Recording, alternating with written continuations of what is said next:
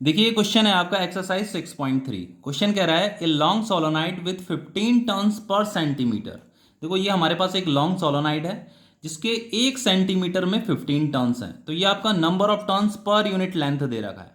तो अगर उसके 1 सेंटीमीटर में 15 टर्न्स है तो हम ये कह सकते हैं कि 1 मीटर में कितने टर्न्स होंगे, 1500 टर्न्स होंगे। ठीक है, तो यहां पे मैं लिख देता हूं नंबर ऑफ टर्न्स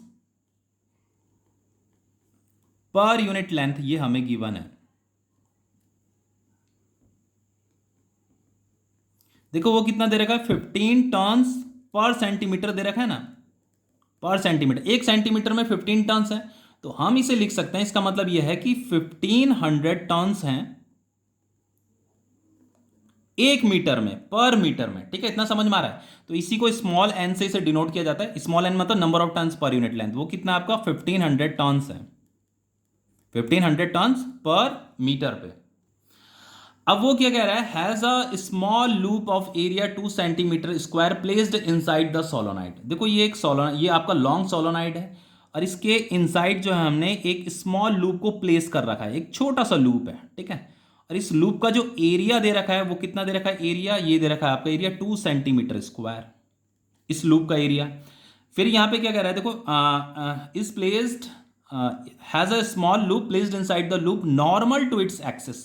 देखो इसकी एक्सिस ये होती है और ये जो लूप है इस एक्सिस के नॉर्मल प्लेस कर रखा है, मतलब इस एक्सिस के परपेंडिकुलर है। ठीक है, इस तरीके से रखा हुआ है। तो सबसे पहले ये जो लूप है इसका एरिया हमें दे रखा है 2 सेंटीमीटर स्क्वायर। तो अगर मुझे इसे मीटर स्क्वायर में कन्वर्ट करना होगा तो आप इसे डिवाइडेड बाय 100 × 100 कर दीजिए, तो वो आपका मीटर स्क्वायर में कन्वर्ट हो जाएगा। ठीक है, तो ये हो जाएगा आपका 2 × 10⁻⁴ मीटर स्क्वायर। अब देखिए यहाँ पे क्वेश्चन में क्या कह रहा है, if the current carried by the solenoid changes strictly from 2 ampere to 4 ampere in 0.1 second. देखो इस सोलोनाइड में जो करंट है ना वो चेंज हो रहा है, विद टाइम चेंज हो रहा है। तो वो 0.1 सेकंड में जो है 2 एम्पियर से 4 एम्पियर हो जाता है। तो वो कांस्टेंट रेट से चेंज हो रहा है, स्ट्रिक्टली लिखा है ना, तो कांस्टेंट रेट से करंट चेंज हो रहा है। तो ऐसे करंट ऐसे फ्लो कर रहा है इसमें, ऐसे ऐसे। ठीक है, तो देखो यहाँ पे करंट देखो, ऐसे करंट अगर आप इधर से देखते हो, इधर से तो करंट कैसे दिखाई दे रहा है, ऐसे क्लॉकवाइज दिखाई दे रहा है ना। तो इसका मतलब ये उसका साउथ पोल होगा और इधर क्या होगा, नॉर्थ पोल होगा। तो इसके अंदर ये आपका करंट कैरिंग सोलोनाइड है, तो इसके अंदर जो मैग्नेटिक फील्ड होगी वो कैसी होगी, वो इस तरीके से होगी, इस तरीके से।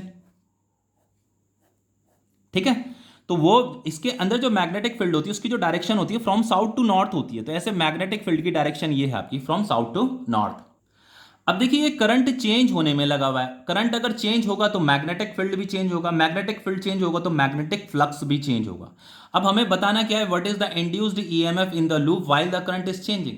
तो वो जैसे जैसे करंट चेंज हो रहा है, while the current is changing, हमें क्या बताना है, इंड्यूस्ड ईएमएफ बताना है कि ये जो लूप यहाँ पे रखा हुआ है इसमें कितना ईएमएफ इंड्यूस्ड होगा ड्यूरिंग द करंट चेंज। ठीक है, तो देखो इंड्यूस्ड ईएमएफ का जो फॉर्मूला होता है वो क्या होता है आपका, rate of change of magnetic flux d∅dt।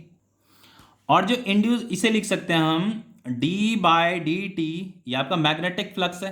तो मैग्नेटिक फ्लक्स का फॉर्मूला क्या होता है आपका, BA cos थीटा। अब देखो बच्चों यहाँ पे जो थीटा है ना वो 0 डिग्री है। Theta is the angle between magnetic field and area vector. देखो इस लूप में हमें इंड्यूस्ड ईएमएफ बताना है, तो इसका एरिया वेक्टर इधर है और मैग्नेटिक फील्ड की डायरेक्शन भी इसी तरफ है, तो दोनों सेम डायरेक्शन में है, तो थीटा कितना होगा, 0 डिग्री। तो फाइनली हम इसे लिख सकते हैं d/dt BA। अब ये मैग्नेटिक फील्ड है, तो किसी भी सोलोनाइड के अंदर जो मैग्नेटिक फील्ड होती है ना, इस एक्सिस के अलोंग जो मैग्नेटिक फील्ड होती है उसका फॉर्मूला होता है आपका μ0n × I। पता है ना, तो बस यहां पे इसी को हम लिख देंगे, ये है आपका d/dt। अब b की जगह में इसे लिख देना आपका μ0n × I, μ0n × I, और ये हो गया आपका एरिया। अब देखिए इससे आगे हम क्या करेंगे, देखो ये μ0n और ये एरिया, ये क्या है आपका कांस्टेंट है, तो ये तो आपका d/dt के बाहर आ जाएगा। ठीक है, NA।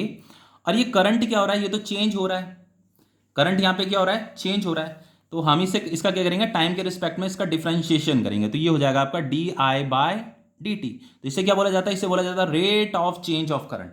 तो सबसे पहले ऐसे करते हैं, इस rate of change of current को कैलकुलेट कर लेते हैं। तो देखो rate of change of current को कैसे कैलकुलेट करेंगे, di/dt। तो ये है आपका, this is change in current, this is change in time, इसी को rate of change of current बोला जाता है। तो चेंज इन करंट को निकालने के लिए हम क्या करेंगे, final current minus initial current divided by dt। तो देखो यहाँ पे ये इनिशियल करंट है, ये फाइनल करंट है। तो फाइनल करंट आपका 4 है, इनिशियल करंट है आपका 2 एम्पियर डिवाइडेड बाय टाइम कितना दे रहेगा 0.1 सेकेंड।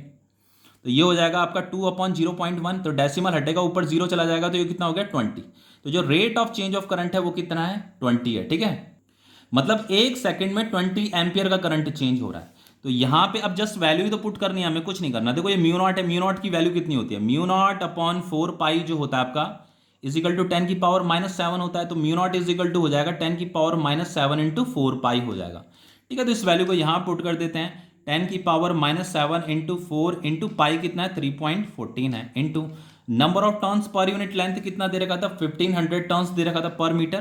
तो यहाँ पे आपका 1500 टर्न्स आ जाएगा, इंटू एरिया कितना दे रखा था, देखो ये 2 इंटू 10 की पावर -4, तो इसे लिख दीजिए 2 इंटू 10 की पावर -4।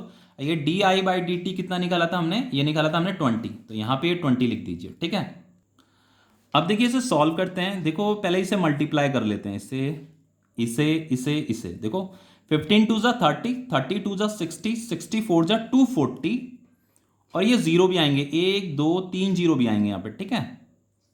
और ये आपका 3.14 है, इसे भी लिख दीजिए यहाँ पे, इंटू 10 की पावर -7, 10 की पावर -11 कितना हो जाएगा 10 की पावर -7, 10 की पावर -4 हो जाएगा आपका 10 की पावर -11। तो इसे हम लिख सकते हैं 24 इंटू 10 की पावर 4 लिख सकते हैं, इंटू 3.14 इंटू 10 की पावर -11। अब देखिए इसका जो मल्टीप्लाइकेशन होता है ना वो होता है आपका 75.36, और ये 10 की पावर 4 है, ये 10 की पावर -11 है, तो ये हो जाएगा आपका 10 की पावर -7, ठीक है। तो फाइनली हम इसे लिख सकते हैं 7.536, इसे मैं साइंटिफिक फॉर्म में लिख दिया है, इंटू 10 की पावर 1 इंटू 10 की पावर -7, तो ये हो जाएगा आपका 7.536 इंटू 10 की पावर -6 वोल्ट। इसी को हम फाइनली ऐसे लिख सकते हैं राउंड ऑफ में, 7.536 को आप 7.5 लिख दीजिए, 10 की पावर -6 वोल्ट। तो ये क्वेश्चन आपका कंप्लीट हो गया है।